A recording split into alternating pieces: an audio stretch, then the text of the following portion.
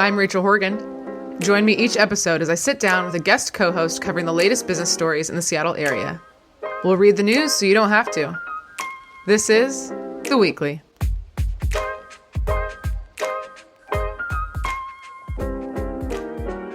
Okay, hello everybody. I was watching a show about a cult this past weekend, and I was like, I don't feel like I would be a part of a cult. And then I remembered I was in a sorority. So I definitely would. And I would be like, okay, everybody, it's branding day. Wear your cult t-shirts on Wednesday.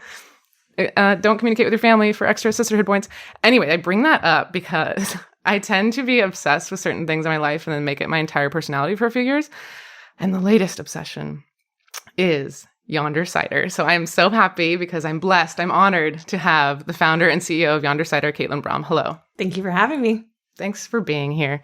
So we've been friends for a couple years. We met through, I mentioned this musician I worked with, and she worked at Yonder and sort of introduced me to you. And then I convinced you to be on stage for an event that I was producing. And so this is not my first time interviewing you. It is not. You know what you're getting into. I do, and you're great. Thank you. So speaking of, when I first started this podcast in February, a lot of people were like, oh, you're going to have Caitlin on. Like, this makes sense. So what happened, Caitlin? Why did it take so long?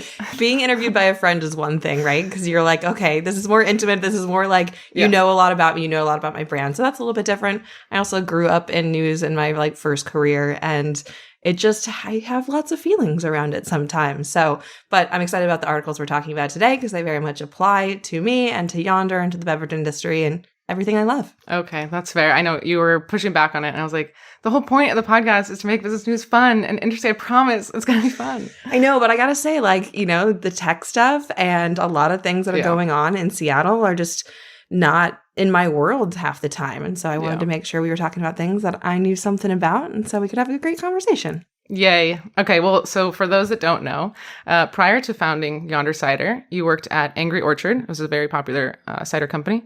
You were the brand strategist. And before that, you were the president of Seattle Cider Company. A lot of people know that brand. And they also are combined with Two Beers Brewing, so it's the same company. And then you have a years-long history of working in PR and way back in the day, as you mentioned, broadcast journalism. Is that right? Yeah, it's been a wild ride. I didn't really think when I was going to college for broadcast journalism as business management, I'd be sitting here talking with you on a podcast about news, which is my former career, about my current company, which is a beverage company. But here we are. It's been a wild ride and a lot of fun, and I can't wait to see where it takes me from here. I mean, I also didn't think that my communication major would lead me back here as an event planner. I'm like, why do I have a business news podcast? How did this happen? But I'm also, do you see the poster? Oh, yeah, I've seen that. You have one of the original Two Beers Brewing posters. Mm-hmm. And so, yeah, my background originally from TV and reporting and honestly writing about people's lives. And that's what TV reporting is, and news, to writing about businesses and helping businesses tell their story really is how I got into what I do now and how PR was a really natural fit for me. But then I moved from Minnesota to Seattle. And at the time, not anymore, Minnesotans out there, but at the time, Minnesota was like land of Miller Lite and Applebee's. And then I moved out here, and it was nano breweries at the time and wineries and amazing food and just all of these things I hadn't experienced. So immediately was drawn to doing PR marketing and branding in the food and beverage world. And it just kind of took off from there. So I typically ask before we get into the stories, why are you so passionate about what you do? And I sort of want to tweak this question and to say, why did you start Yonder? Because we've mentioned you were with Angry Orchard, you were with Seattle Cider Company. Why branch out into your own thing? There were just so many ideas I had. And after working at a larger company like Angry Orchard and Boston Beer, it's a big ship to move. And at my time at Seattle Cider, there were just so many ideas. And I had traveled the world that it was time to go out on my own and see what was possible and put these ideas into action and see if it resonated with people. And that's something about Yonder is we're just really authentic to who we are. And that's who we were going to be when we started. And it was a gamble and it was a chance. And I'm just so glad that here we are 4 years later and it worked out and it resonated with people, and people are passionate about, yes, the cider we make because it's delicious, but also the brand we are and the people we have working for us and what we stand for. Okay, well, we're going to get into all of your background with PR and the cider and all the things. But the articles we're going to cover today is one, Ethan Stowell is opening up a pickleball club.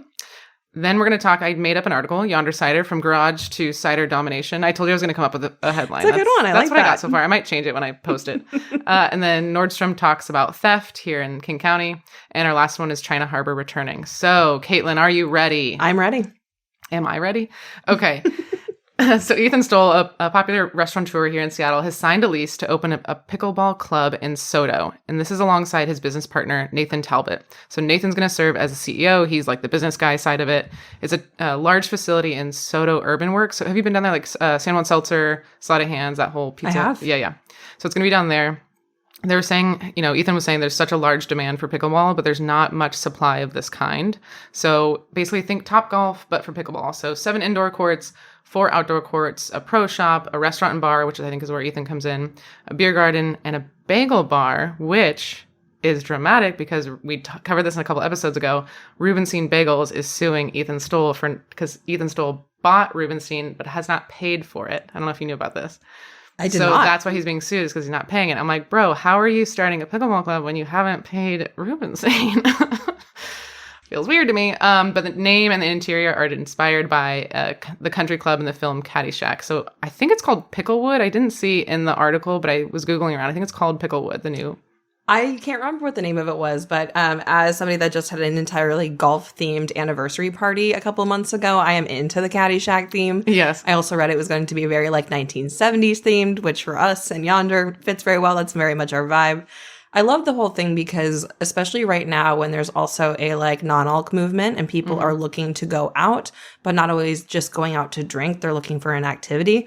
I think this is the perfect marriage of it. And just people seeking out new things to do and being able to kind of do it all in one space, play a game, have a drink, have some food, a bagel, if you will, I think is a really beautiful idea.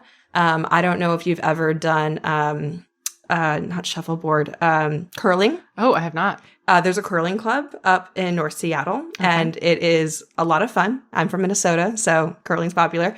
But they have a bar there too, and so people go beforehand, and they'll have a drink or they'll watch their friends in the curling league. And so it's just going out and being able to do an activity. Do something different. But also while you're, I don't know, I like the combination of the two. Yeah, I think there's demand. So I did promise that I'd give you some time. You said you have I have some pickleball facts. stats. I was also did you love prep pickleball. for this? Yeah. So my mom, again, we're from Minnesota originally, and my mom was like in a pickleball league like 20 years ago. And I think that's so fascinating. And now pickleball is becoming so popular and has been popular, but it was also born on Bainbridge Island in 1965. So I think it's fun that it's also like booming here again. But then I don't know if you have heard about this, but I saw it on Instagram and on Reddit, but somebody is going around to Seattle tennis courts and putting up fake Seattle Parks Department signs saying no pickleball, tennis only on the tennis courts because pickleball has become so popular. Wow, I didn't know that. Tennis players are upset that people are going on the tennis courts and playing pickleball. And I can see that. When there's only, apparently the Seattle Parks Department said there's 100 sanctioned pickleball courts in the city limits. That doesn't feel like that many. It's not that many, I guess. I don't know. But maybe there is a good space for another pickleball club. Well, those are some great stats. Thank you. You're welcome. So I wanted to talk about, Ethan has, like I said, a lot of different restaurants in here and he's opening up this new space. How did you know it was time to open up your new space? I guess I should preface, we're going to get into like the background of your whole thing. But right now you have a tap room in Ballard and you just opened a tap room in Kashmir. Why did you do that? How did you know it was the time to do that? Tell me more. Yeah, so when we launched Yonder in August of 2020, it was the heart of the pandemic. So at that time, tap rooms weren't really a thing to open. You could drink outside and that was it. Bars and restaurants weren't open either. And so we launched with very limited ability. And so that's when we launched Yonder Bar, which was the to-go only bar in my garage in Finney Ridge, and it was wildly popular. But however, we're producing everything in Wenatchee at the same time, 2.5 hours away. But it just being split between the two spaces, between a pandemic and starting a new business, it just wasn't feasible at the time for us to also open a tap room in Wenatchee. And so as we got going, we found the space in Ballard that we partnered with Bill Breaker on, and it kind of just got rolling, but also the demand for cider wasn't as strong in that area as it is now and as it was in Ballard. And so, in Ballard, there's a lot of foot traffic. We're in the Ballard Brewing District, so there's a lot of people kind of hopping from brewery to brewery or cidery to cidery. And so it made a lot of sense for us as a relatively new brand to be in that sort of space rather than trying to introduce people to Yonder in an area that's a little bit more remote and doesn't have a ton of foot traffic. But as Yonder continued to grow and people found out that we were produced in Wenatchee, I got more and more emails and more Instagram messages of people that do live in Central Washington that were like, why do you not have a tap room here? Yeah. On top of that, our production team was growing. We have 10 people that work in Wenatchee now, and it's growing every day. And they produce everything, but they don't have a tap room there to go sit and enjoy a pint. And so that, coupled with trying to find a space that fit Yonder's brand, it took a little while to find the perfect match. And we did. And it's been a couple of years in the making at this point, and we just opened about a month ago. But it's beautiful, and it's a ton of fun. And it's so different because, kind of like we were talking about with the Ethan Stowell Pickleball Club, people in our Cashmere tap room are always looking for an activity, which isn't necessarily the case in Ballard. And so now we have bingo and trivia, and we did pumpkin painting last night, and 50 people came out for pumpkin painting. And so it's just a different animal, and it's fun to have a contrast of the two. The spaces look much different. They're both inspired by 1970s, vibes and architecture, but having one on each side of the state is a ton of fun for us as a brand. So I was sitting with you in the tap room as you worked on a lot of this stuff. And I'm so proud of you. I'm so glad you got to open. But knowing what you know now, what would you do different going back when you opened up this new tap room? Well, one thing would be purse hooks, because Rachel really loves a good purse hook, I have learned, because we don't have them in the Ballard tap room. And that is something I'm still thinking about installing. But you said it on air. Wow. A little bit of me just doesn't do it because she wants them so badly. Oh my gosh, you're cruel. I think the other thing, if we could have opened it sooner, we would have. Yeah. And timelines are hard, building tap rooms are hard, and construction is hard. And so we didn't end up opening until, the last week in August, first week in September. And we miss summer. We miss everybody driving through from Seattle to Chelan. Not everyone. Some people still came out, got those last couple of weekends in. But, besides opening a little bit earlier in the year, we didn't really have the time, to be honest. Yonder's been growing so fast. Yeah. To open it a couple of years earlier wouldn't have been feasible. It wouldn't be the size it is. It wouldn't have been as successful as it is right now, because it wouldn't have gotten as much attention as it has gotten. It was the right time for what it was. Exactly. So the article talks about how Ethan's partnering with Nathan, and I kind of want to talk about partnering with different people when you open up your businesses. So we've been talking a lot about Yonder Cider, but can you tell the listeners a little bit about what the Source Cider is and why you decided to take full ownership of that? The Source side is my B2B side of my business. So I actually work with other cideries, breweries, and wineries to either sell them juice in bulk or frozen or produce cider for them. And so I grew up in this industry helping other businesses. And so, yes, I have my own in Yonder, but completely pulling out of the idea of helping small businesses start and grow and create something beautiful is just something I didn't want to give up. And so the Source allows me to do that in a different way than I've ever done it before, because it used to be branding and marketing.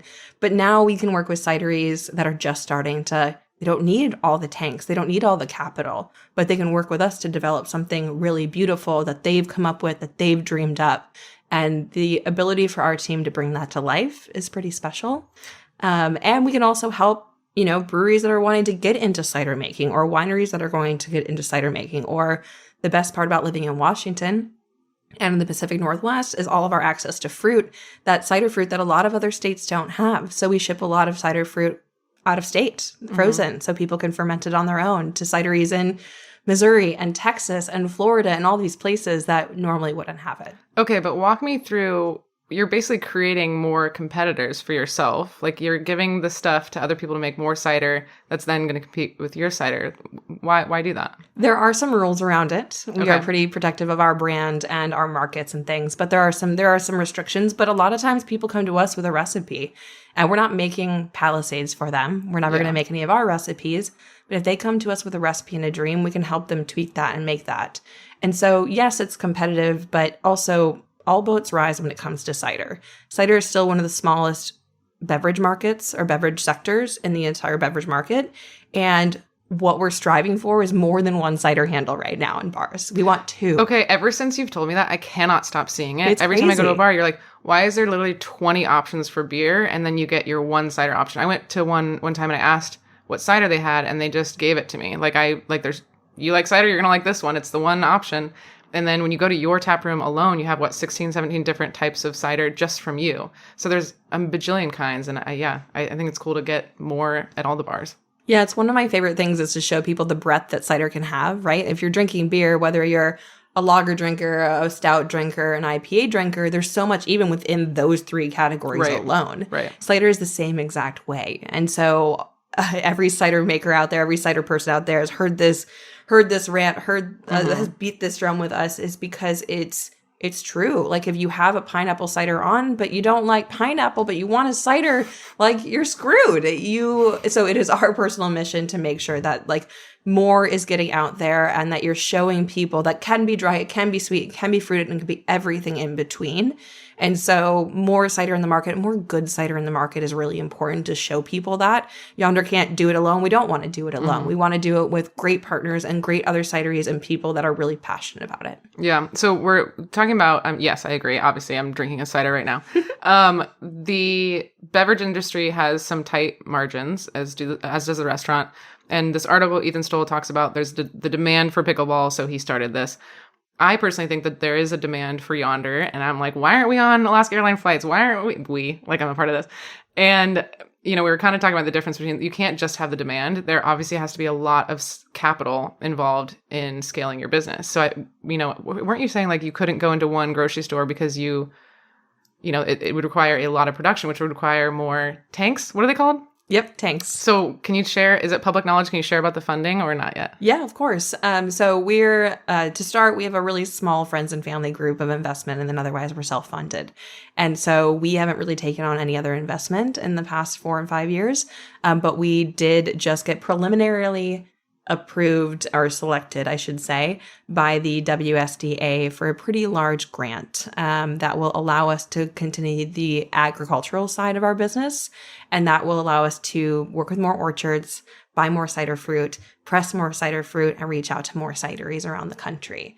And I think that's such a cool thing that the WSDA is taking notice of cider fruit and cideries and what we're doing. And as a mid-tier processor, which is what we are because we press all of our own fruit, it's exhilarating to think about how much we could do and how much we could help, not only selling, yes, more cider, but the agricultural side and these orchardists that have like spent their entire lives and maybe generational, many generations worth of their family building these beautiful orchards that sometimes they have a hard time selling this fruit. Yeah. And so with Yonder, we use 20% cider fruit in all of our ciders, but we also encourage the cideries we work with and ship this across the country because we believe in it. So we're very excited about the funding. It is listed on the website, so I can share it. So it's. Well, I think it's important to know that like it's, even if somebody from the outside is like, oh, they're really successful, they should just be able to scale. It's like you do need a significant amount of funding if you want to leap to the next level. If we had not gotten this grant from the WSDA, it is true, we would have had to go out and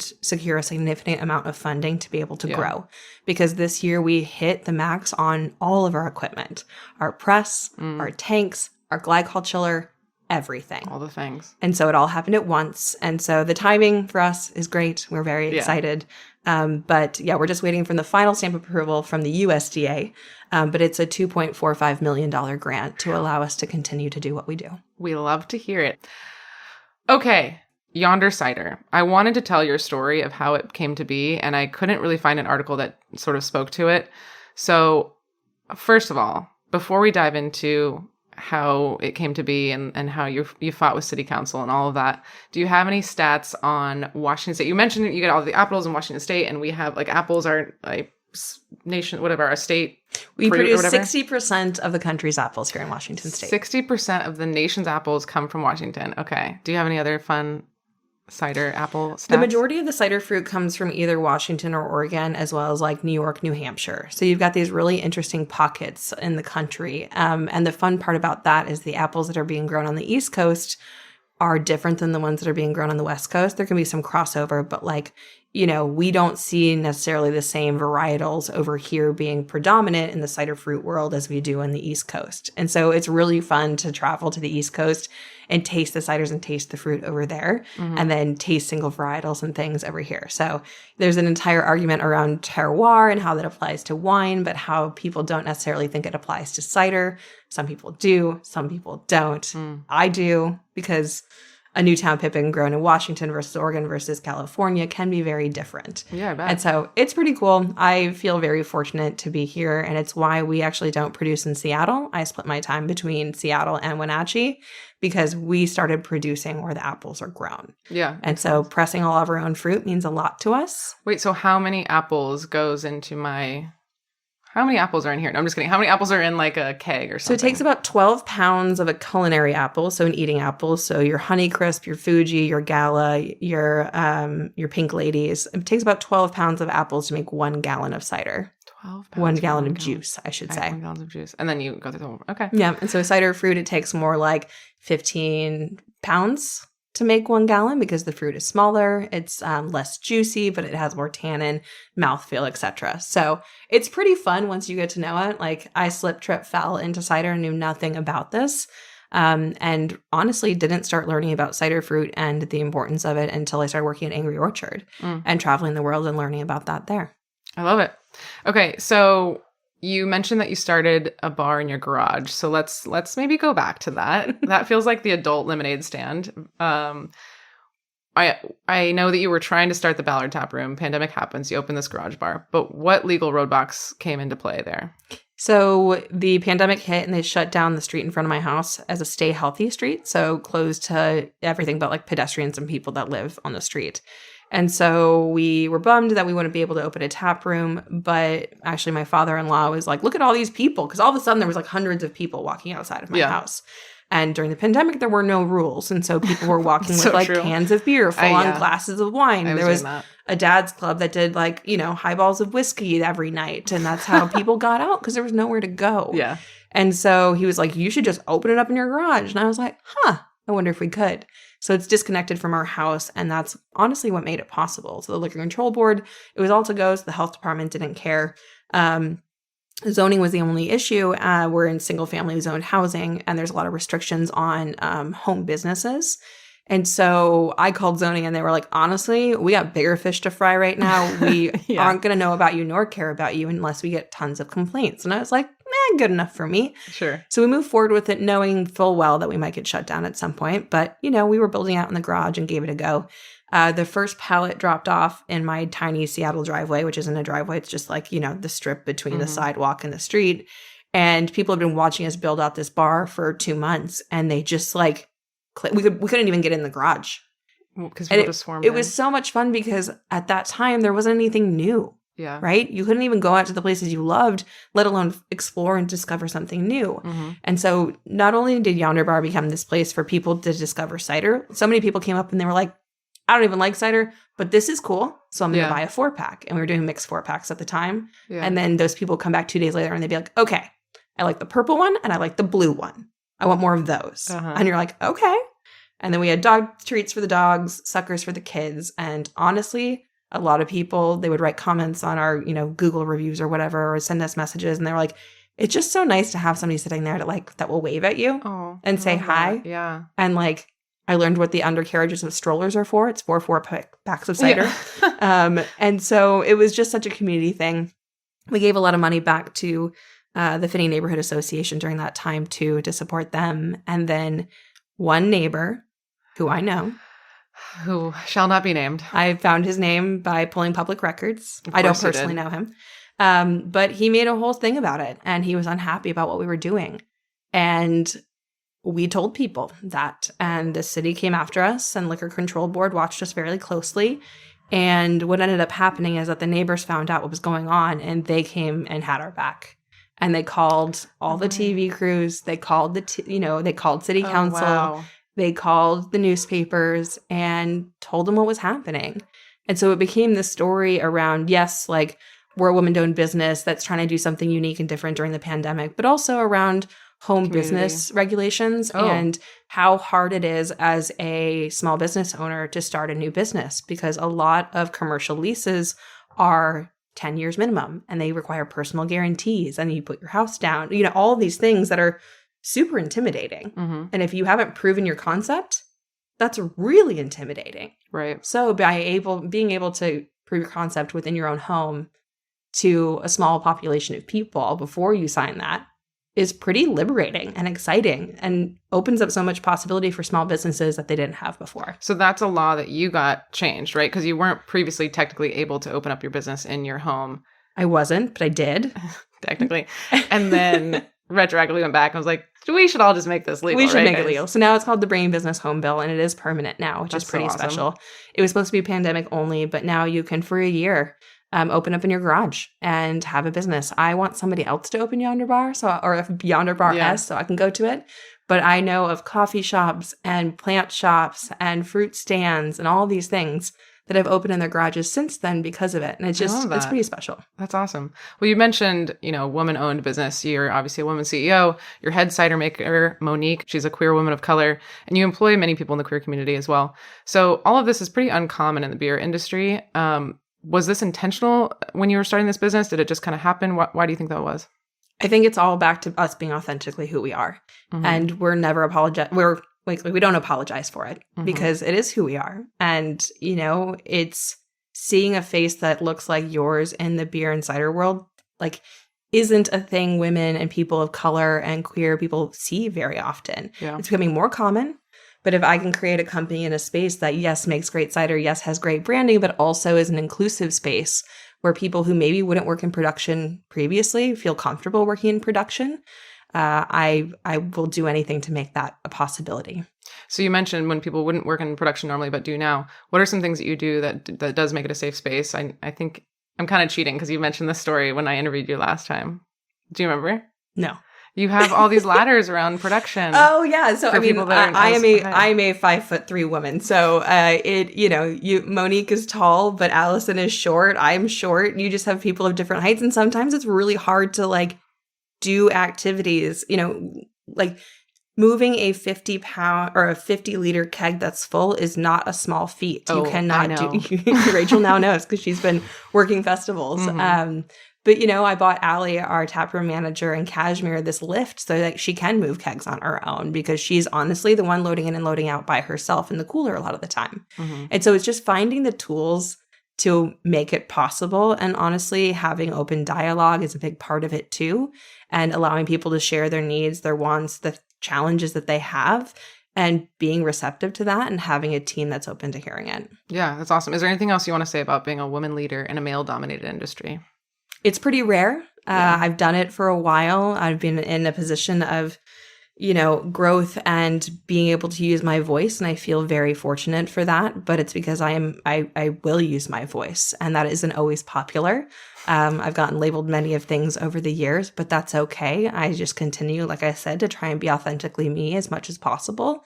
And I deserve a seat at the table just as much as anyone. And I am excited to help other women and people that maybe don't always have that voice find it and to grow within this industry. I think I told you this, but after I interviewed you 2 years ago, there were these interns that were in the audience, and I ran into them at some event a year after that event. And I was like, oh, were you at the Women Who Lead Summit? And they're like, oh my gosh, we were. And that cider lady, oh, she was just so inspiring. She's such a badass. I want to be like her. So I just wanted to say that it matters. And I think your presence matters. And whether it's in the beer industry or not, they weren't in the beer industry, but I think just seeing you do what you do is very inspiring for a lot of people. So I love seeing the picture of our team. We've got such a diverse team and maybe not your quote unquote typical brewery cidery team. And it makes me happy because it means that we're doing things right and we're changing the script and we're making beautiful cider in the process. That's right. I'm fired up. Okay. And I'm also halfway through my cider. That's probably why. I'm like, I love cider. Okay. So the next one is Nordstrom's talking about theft. I'll bring it right back down here.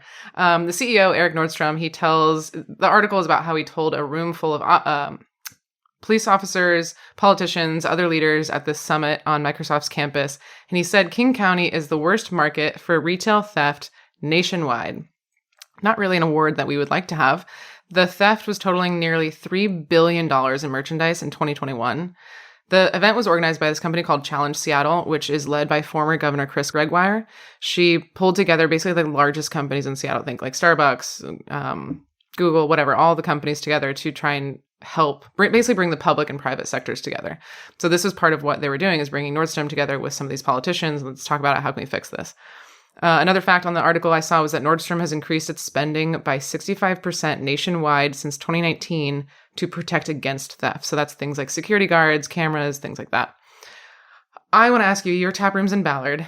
What has been your experience with theft over in the Ballard tap room?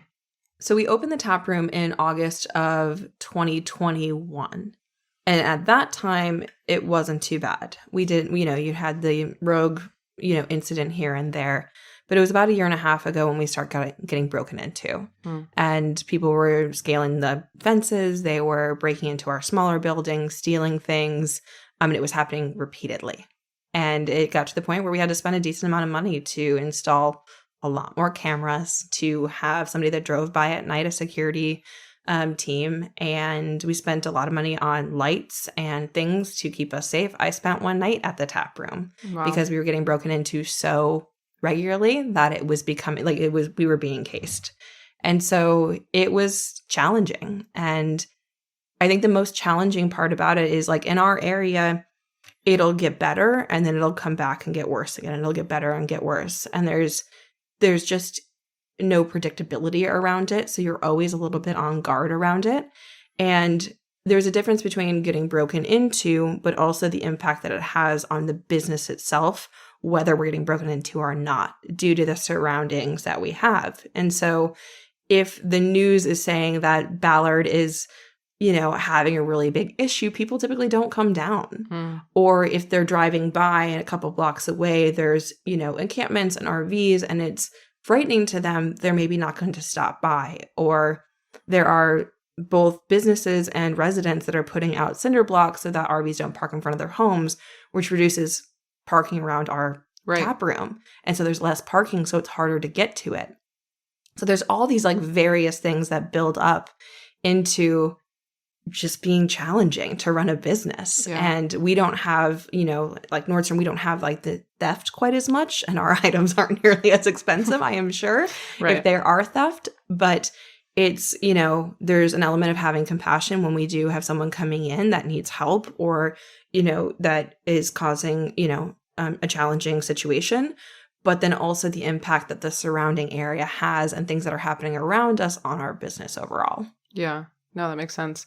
So if you were in this room, if you're in this meeting, what do you think needs to change? What do you want the politicians to hear? How do you fix this? Honestly, I wish I had all the answers. I wish I had all the answers, but I don't know, because there are a lot of mental health issues. There are a lot of not enough housing for the people that are living in tents and RVs. And so there's just this there's just not enough of the resources to solve the problem, but also some people don't want to go into those resources. They don't want to use those resources. And so I don't think there's any, silver bullet here to solve it, but it is a conversation that needs to continuously happen, because like I said, we'll go through periods where the area is great and we don't have a lot of issues and people are coming in droves and it's wonderful and it's so much fun. And then all of a sudden, the city is moving the RVs to another area and then it changes again. And so, like I mentioned before, we're just constantly on our toes and keeping an eye on it so that we can be prepared and understand what we're looking out for. Yeah. Also, the safety of our staff, who's usually there a little bit later and leaving at night. We always have two people working and leaving together. So it's just it's a multifaceted issue that I do not envy the politicians that are trying to solve it. I feel badly for some of the emails they receive from a lot of us on the issues we're facing. Yeah. But that's the only way we know how to move forward, is to share what we're experiencing. Yeah, absolutely. No, I agree. I think it's a very complex issue, but I'm glad that they are talking about it, because it is, obviously if it's impacting a big company like Nordstrom, think about how it's impacting companies smaller like yours and others. Anything else you want to say on this one, Nordstrom or theft or? I know in our area, it's not just Nordstrom. There's been a lot. There's the Target closed. Ethan Stowell just announced he's closing Ballard Pizza Kitchen. That's right. In Freelard. And so there's just, it's a It's a tough time in the Ballard area. I know a lot of the other breweries in the area face challenges as well. We all have a group Slack channel, and so we all keep an eye on each other. Yeah, I mean, it's a lot of the same stuff we're experiencing. So if somebody experiences something, we share it so that everybody can know what's going on. And so there's a sense of community that we all have because of it. And some of our neighbors are on the Slack channel as well. But you just have to, like I said, it's your constant head on a swivel to make sure you're adapting to the situation that's around you. Yeah, definitely. Okay, we're on to our last article, which is China Harbor reopening. So China Harbor, you've probably seen it, but it's on Westlake, so just west of Lake Union. And they had announced last month that they were closing its doors on September 29th. And then just a week or two, I don't know, not that much long later, they announced that they are reopening. So they closed because of the typical reasons, shortage on labor, inflation, pandemic, what have you. They're going to reopen now as Seattle Harbor. So instead of China Harbor, it'll be Seattle Harbor. And that'll open in early November with a new owner, Vince Zhao. What else to say? Oh, it started as a Seattle Elks Club in 1961. I did not know that. That was in the article. And there was this couple that owned the building, opened up China Harbor in 1994. And then they owned the building, but they sold the restaurant and banquet business, which was a little confusing in the article. But yeah, they sold it to this person in 2019. They close it just recently in September, and this other person comes in and buys it in 2024. That article was a little confusing. And I read it 3 times. Okay, I did too. And the part of it is the old owner and the new owner have the same last name, and owning a building and not the restaurant. And yeah, it was a little confusing. I have to admit, embarrassingly so, I've never been in it. I think I've been in one, but I've been by it a lot. Yeah, I mean, I think the second you read the article, you know exactly what the building is and where it is. And it's very stately. It's like stands out. And it has a beautiful location. Yeah. No, I love it. Okay, so the article is that it's going to be China Harbor now changing over to Seattle Harbor. So let's talk about branding. I can't tell you how many times, obviously I'm out and about spreading the good word of Yonder and Yonder evangelist. And when I talk about it, a lot of times the first thing people say is, oh yeah, they're really good at marketing over there. And to me, like, obviously that's a compliment, but does it bother you that they're not like, oh, they have great cider? Because it's not negating that, but it is their first thing that they say. Do you feel proud that they're saying that? I feel proud, given that it's my background. I do feel proud about that. But one of the things that when we designed Yonder and we're starting Yonder is that cider has enough hills to climb. Yeah, right. People already think it's too sweet, or they think, they have preconceived notions around cider. And so we did everything in our power to actually make Yonder not look like quote unquote cider. And so if you look at our cans, cider's very small on it. It's really, there's no apples, there's no trees. Yeah. And that's intentional because we want people to walk by and it grab their eye and then be like, ooh, what's this? And then they discover that it's cider. And that means that a beer drinker could discover it, hard kombucha drinker, seltzer drinker, wine drinker, but they see it because it looks good and it's something that they want on their table or that they're interested in or they want to learn more about. Not everybody converts once they find out it's cider, but a lot of people do. And because they're like, I don't know, this seems like a lot of time and energy was put into this. I want to give it a try. And then that's when we get them hooked because we do have great liquid on the inside. Yeah. And that's something that's important to me is like, if you have great branding and marketing, you better damn well have good whatever else you're marketing and branding behind it to back it up if you want people to keep buying it. And so it was important to me that both worked in tandem. One is not better than the other or more important than the other. We spend just as much time on both of them as we do on the other one for that exact reason. So you mentioned one example of the branding of having cider really small. What were some of the other really intentional decisions you made in terms of the branding? 2-tone colors, easy to spot anywhere in the store. Really being clean, simple, easy. The beverage market is really crowded. It's also very busy. There's a lot going on, a lot of things screaming at you at all times. And so when your eye can rest on something that's very calming or very clean and be like, ooh, okay, my brain can stop for a minute. I can process that. And that's beautiful. That means a lot. And so that's really important to us. The jewel colors do stand out in a sea of things as well. And then just having Yonder really big on the can because brand recognition is really important to us. Every single can that we put out has a really big Yonder on it.